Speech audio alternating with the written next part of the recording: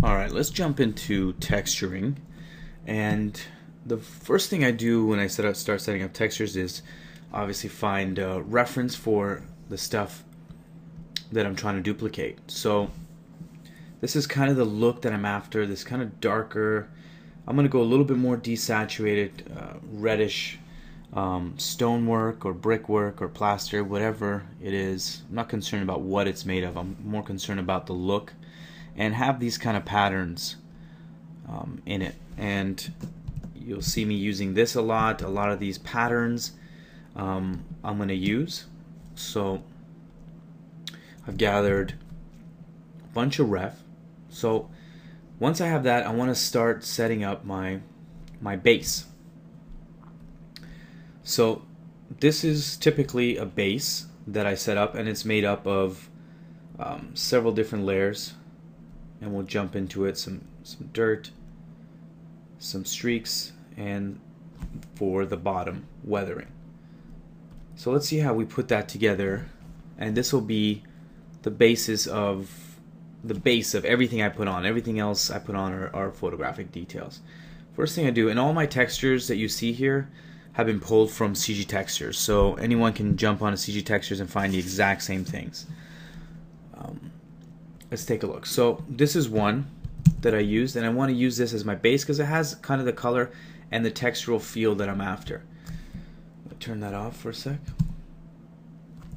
And actually, before we even start, I like to do, because I'll be using this with multiple faces, you'll see later on what I mean. I like to keep this high enough res that if I have to crop down and set my UVs to about that size, it will still hold up as high res.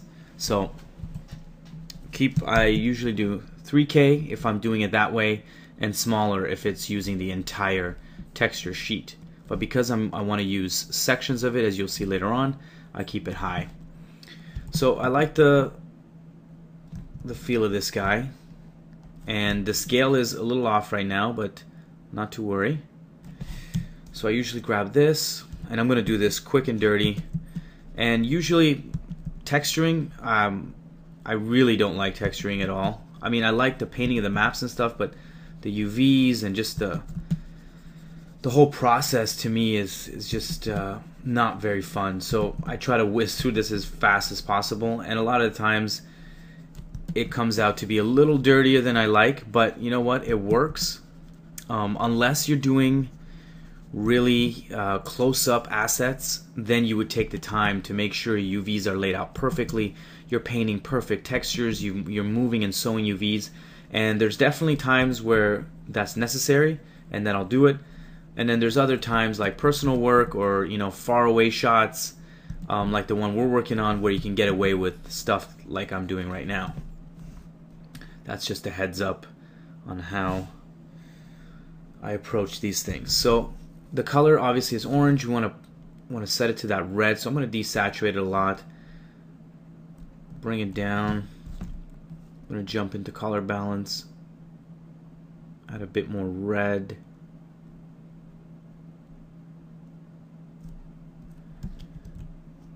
Maybe grade this down a little bit more.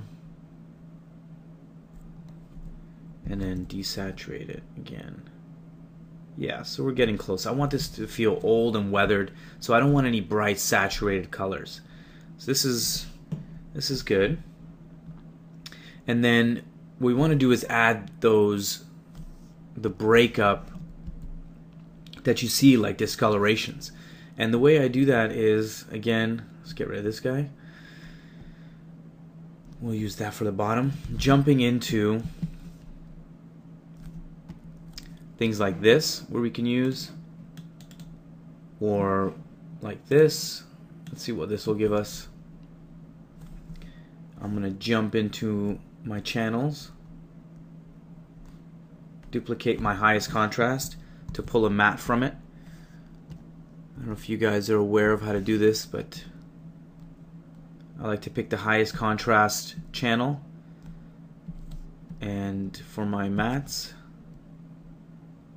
make sure it's high contrast, invert it so I keep the white, hit Control Selection on the blue channel to copy that and bring it over. I'm going to scale this up a little bit. I don't mind for it to lose its resolution because it should be soft and not super hard edged. And I'm going to adjust the contrast, which is way too high. I want slight discoloration, so I'm going to take it down quite a bit in opacity. And then I don't want it all over the place, so I'm going to pick a textured brush here, and in the layer mask I'm just going to paint it out a little. And that textured brush will give me some textured edges so that it doesn't look like I used a round soft brush or a hard edge brush to will leave edges. You want this thing to be relatively natural looking. Alright, so once I add my discoloration layer, you can see the difference. I want to add some streaks to the top of this. And again, I grab this. These are all again from CG Textures. I'm not using anything special, and these actually come, which is great, with alphas. So I just copy and paste this over, and bam, we have it. And of course we want to watch our scale. This is a massive wall, so we want to mind our scale. Scale it down. I'm just going to erase out part of this. I'm going to put this on, see, not soft, let's multiply it on, and then fix the opacity so it's not too harsh.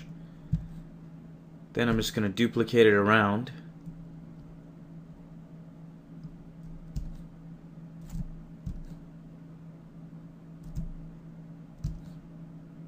I'm just duplicating it all, flatten all these layers together, put that back onto multiply, and to get rid of some of that repetition, not that you'd notice it unless it's a really long clear wall, but just for sanity's sake, I could sleep well at night, I'll do that just a little. And if you want, we can stretch it further down for some extra weathering, and that will be our top. And if it's too much, too high contrast, you can always pull it down. Don't try to make it super high contrast. You want to keep it natural. And again, take a look at photos for this stuff. You can see the streaks are very, very light. Even in here, that's streaking down, it's not a high contrast. So, you know, slight discolorations in the brick here, not super high contrast, so be careful of that. Most people go really high contrast really quickly and end up making their stuff look horrible. Alright, so that's our top. We need a bottom now, and usually I'll pick a texture that has it already. So we're trying to take all photographic reference photos and implementing it into our textures. We're not trying to paint it ourselves. Where did it go? Here we go. And again, it's a little small and should be soft, so I don't mind scaling it up. Usually I don't scale my reference because it could soften the texture, and I don't want that. Alright, so now that we have that, I'm going to grade this a little so we get it darker, and then I'm going to throw a mask on it, take my textured brush and paint out.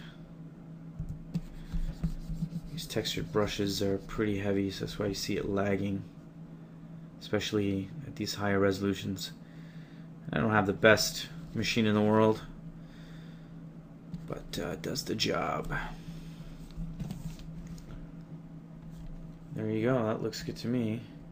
And what I did was I also desaturated so that none of its color comes, and it only picks up the color from underneath it, because we want the color underneath to be burned and weathered and discolored. We don't want, you know, the color of this wall to come through in our base. So that's why I desaturate and put it on soft light. Pull that back just a little bit. It was getting a little too high contrast.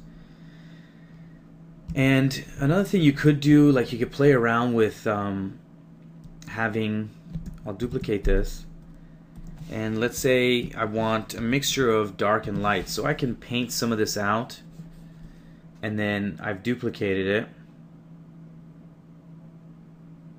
Just let this our brush catch up here,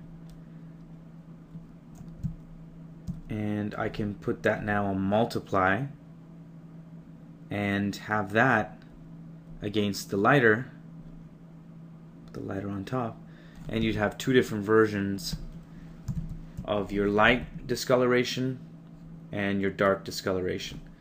And you can set the mask on this again. I've taken it out, and you can paint it back in if you like, just like that, wherever you want.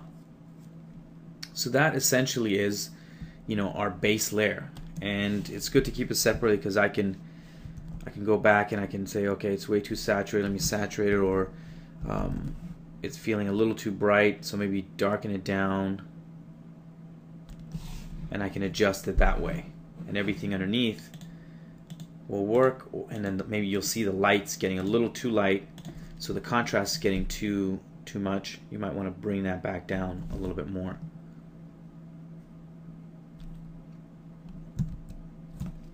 Alright, so that's our base layer. So that's exactly what I did for this guy. Except now what I'm trying to do is, now that we have our base layer, we can apply that everywhere if we want to, if there's a building with no details. Or if there is, this is how I do it. I approach it like this, where I actually go into the photo that I want to grab the texture from, and I'll literally grab it, I'll copy it, and I'll paste it in. And I may even adjust the width a little bit, and you can see it didn't do too much. It doesn't look too squashed. And then because there's lighting in it, we're not going to use the middle area because we already have our middle area, so I'm not too worried about that. But we still need to neutralize the lighting in this, because it's a little harsh. I'm going to bring down the lights. I'm going to pull up the blacks a little bit, so we want this to look like it's been lit under diffused lighting. Again, I'm not worried about that cast shadow because it's going to be covered with our door. Same thing with this guy. And I can pull the saturation out if I want. And it's okay if they have different saturations. It could just be different types of weathering.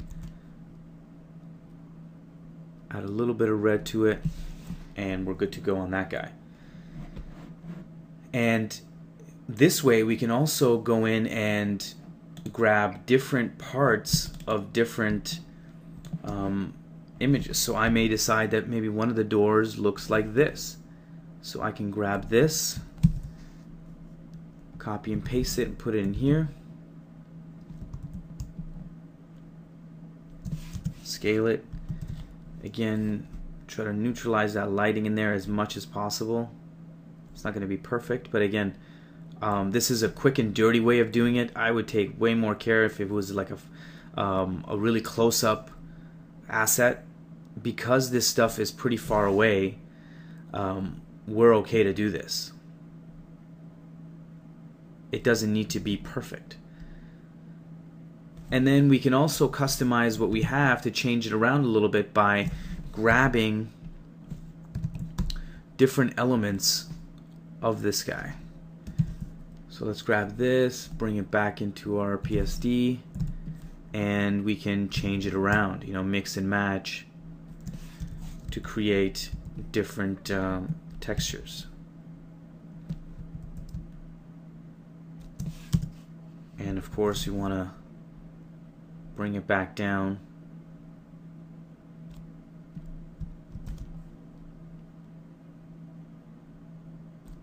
Desaturate that.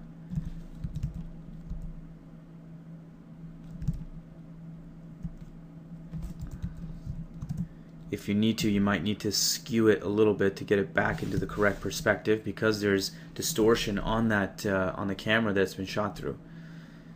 You may need to fix certain things. You may decide that you want to use elements like this, so you can copy and paste it in. You know, all these details, and usually I'll have like a details page so I can grab from it really quickly. And I'd save these PSDs if I were to ever do a shot like this again. I can use it. So, you know, this could be a part of this guy.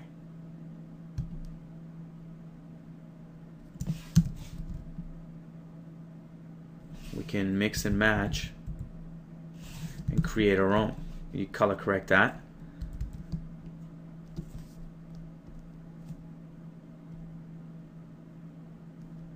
See what other elements we can use. Stuff like this, I really like this wall, but all I want is that pattern. So I may go through my channels, find the highest contrast channel, come in here and do a quick curves here, just like we did with the dirt, the plaster, and then increase the contrast there. And then a quick nifty little trick I like to use is the dodge and burn tools to get this matte looking even better. So I'm on the burn tool right now. I'll set my exposure to be a lot lower, and I'm going to burn the shadows. And what that will do is grab a lot of this, the little pieces of noise that's been left behind, to get a nice clean matte. Now I may only need a couple of these because I'm going to duplicate them,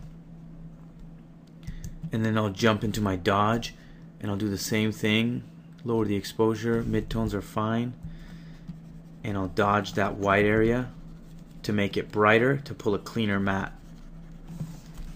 So once I'm done, I'll control select, copy and paste, and I'll just grab two of these,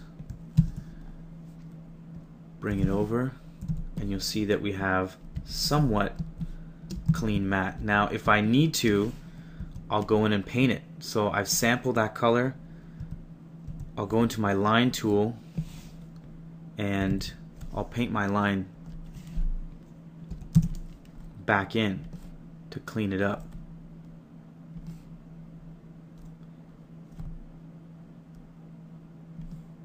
Some of it is good for it to be broken up. You don't want super clean edges, so this might be actually good. But you can add that to a new piece. You can add it as extra little details. This is essentially how I put my stuff together. Let's grab this guy. This was flattened out, so I just have to bring him over, clean him up.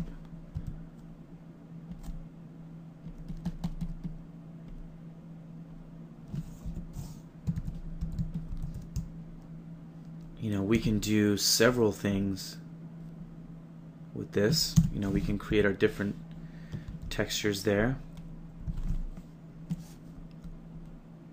Let me hit this value. Desaturate that a little. Trying to match it as best as possible. Oops. I can even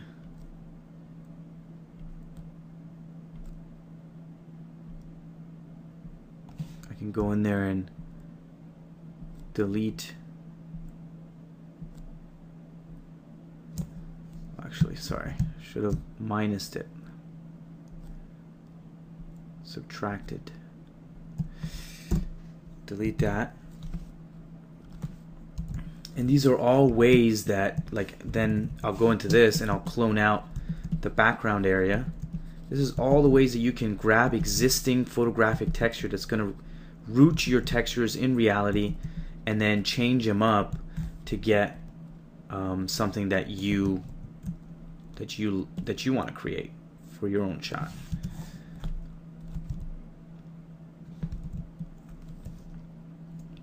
Do my clone stamp, do current layer. I'll just clean that up and have it only intersect that area. And if you need to, you can color correct this even more, but again, at our scale, and the softness is a little off, but at our distance that our shot is at, this is not going to matter. We're really taking this further than we should. But you can see how you can create different textures. So let me save this off, and then we're going to jump into 3D and see how this is applied to our 3D Geo. Okay, so here's our model. I've applied it to this guy over here, and you'll see the texture showing up there. Let's take a look at how this is applied over here. So first thing I want to do, I'll grab this guy. Actually, this guy needs to be separated. And just to mention it to you, and this is a different workflow because I kind of went in different stages. You went to modeling and then texturing afterwards. But it's important to mention that as you're doing this, and if I model this right now, I want to start UVing it.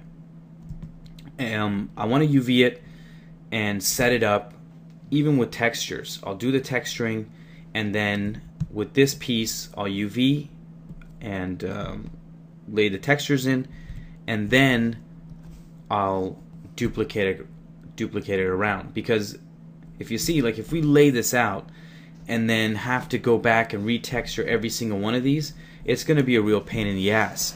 But if we do it as we're modeling, so as soon as I finish modeling this guy, which was our original template, I'm going to UV it, texture it, go into Photoshop, paint up my texture, and then bring it back and pop it in here. Then when I distribute it, it will all have the texture on it, and I don't have to go back and redo it. So just a quick note for you. Just the way it turned out in this video, we did the modeling and then the texturing, but that's usually the workflow that I use. So we're going to do something real basic here, Lambert shader, and throw in a file.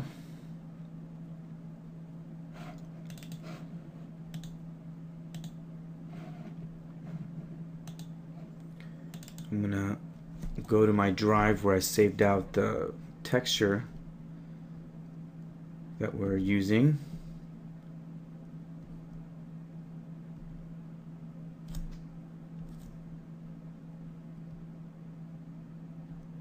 Called base.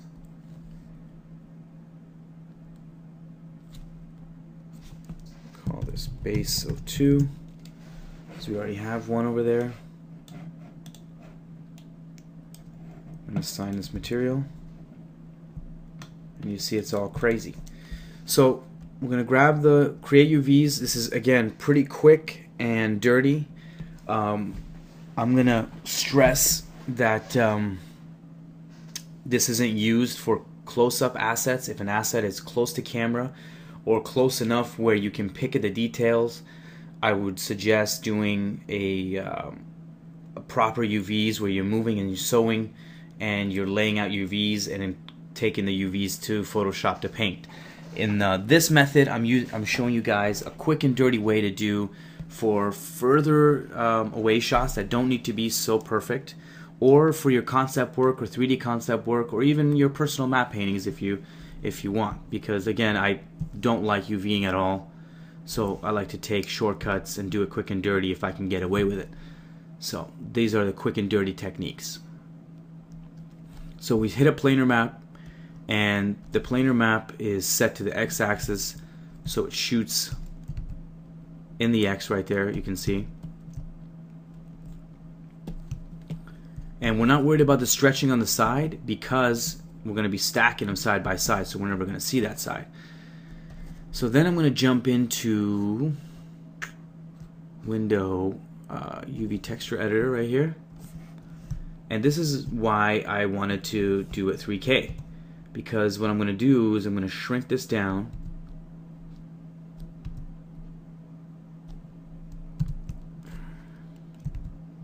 and move those UVs to match my crop here. Again, it doesn't need to be perfect. That's more than enough for me. All I'm looking for is color information. Now, you could, because this is,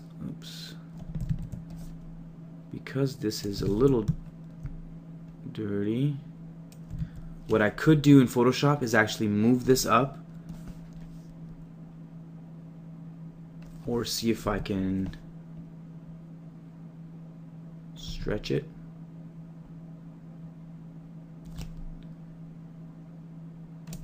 To get that line to line up. I'm not too worried about it because it's going to be so far away that you're not going to notice. But if it was bothering me, I would probably go back and address that. Or we can get rid of that completely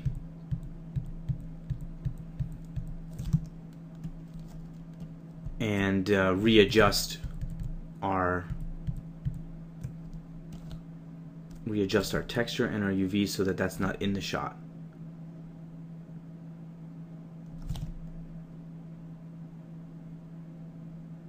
See, I could do something like that, but then I would have to go back and extend the bottom pieces. And if you were to do that, you can do it real quick.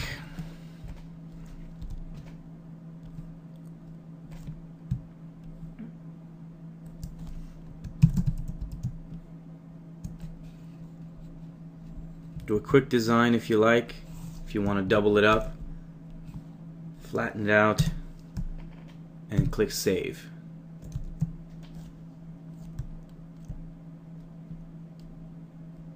And the material attributes here.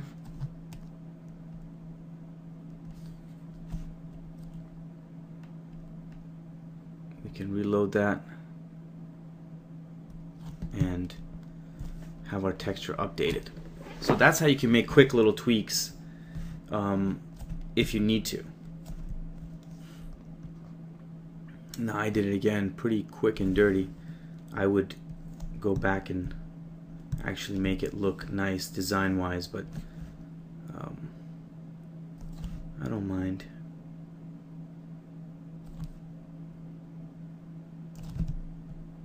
I want to see if I can make this guy work in any way. I don't even mind that.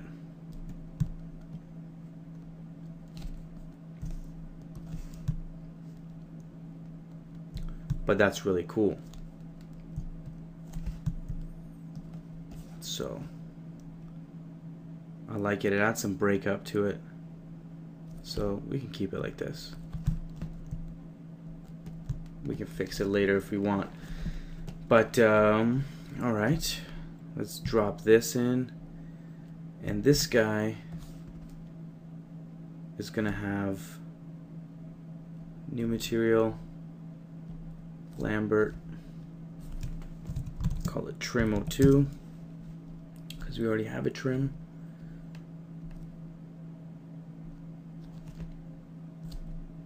And it's just going to have texture.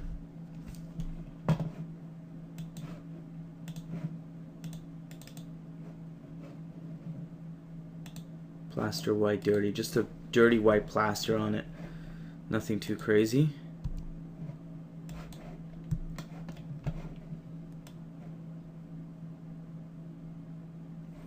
And we're just going to do an automatic UV on this guy. Same with all of them. That's all you need. And all I'm looking for is the color and just a little bit of breakup in that white, so it's not like a crisp white beautiful trim. We have some breakup with some dirt, and it's all good. And if you wanted to, you could also move this again to what you want it to be.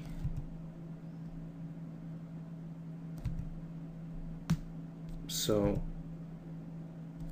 you know, we can move it to something else.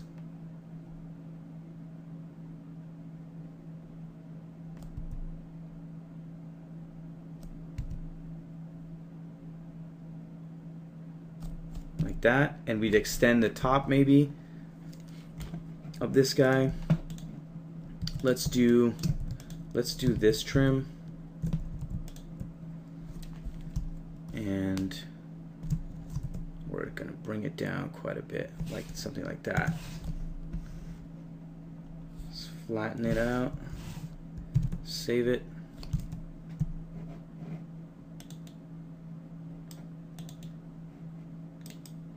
Oops. Let's reload that texture. And we have a nice little trim up there. So you can see quickly we can get different kind of looks and textures. And again, this is where, you know, we're going to be seeing this thing from this distance with fog and atmosphere and in shadow. So, and plus this is, it's going to also be taken in Photoshop, so we can paint it up if we need to. And that's why you kind of take liberties with how quick and dirty you're doing this stuff. And once you have one set up, like this guy, and if, you know, if this stuff was in here, if I delete this, let me just put on the wireframe so I can see this stuff. If this was in here, what I would do is grab this, group it all, and just duplicate it over, and we have our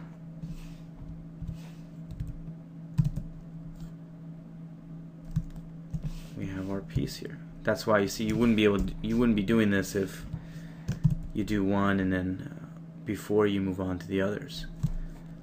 So you can see how quickly we can create architectural repetition. And trees are also going to go in front of these guys as well. So that's why we're not sitting there trying to make every little thing perfect, because one, is far away, two, there's going to be atmosphere, three, the lighting is low lighting in these areas especially, four, there's going to be trees in front of it, and five, we have the option to paint on it if we want to. So lots of reasons not to be too really finicky about this. Now again, if it does call for it, you want to definitely spend the time to model this, to shade it and UV it properly. But most of the time you can get away with stuff like this.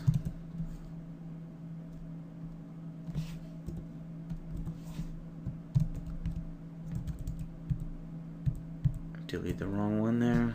There you go.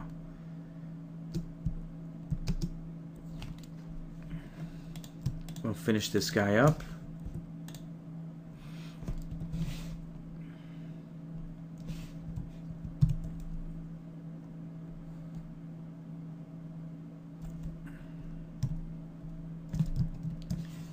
Pretty quick.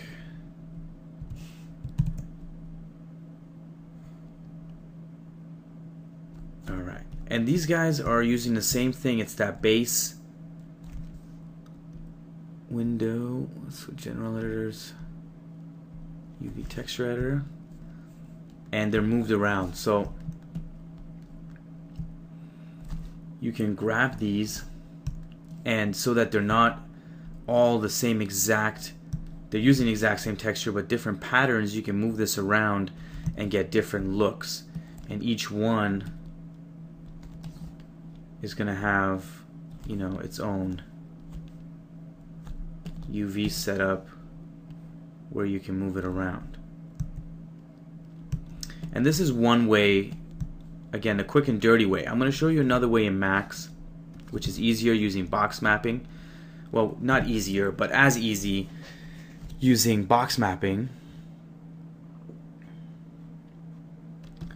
Sorry.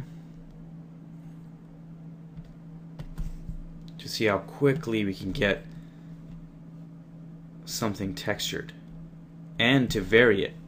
You know, if I decide that again, move this guy if I need to.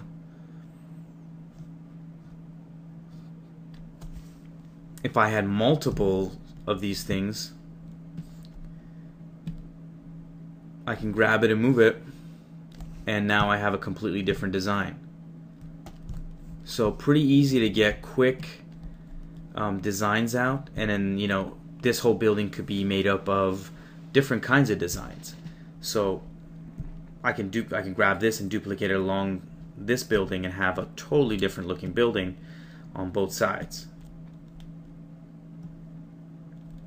So that's the real quick and easy way that I did for this shot. Let's jump into Max and see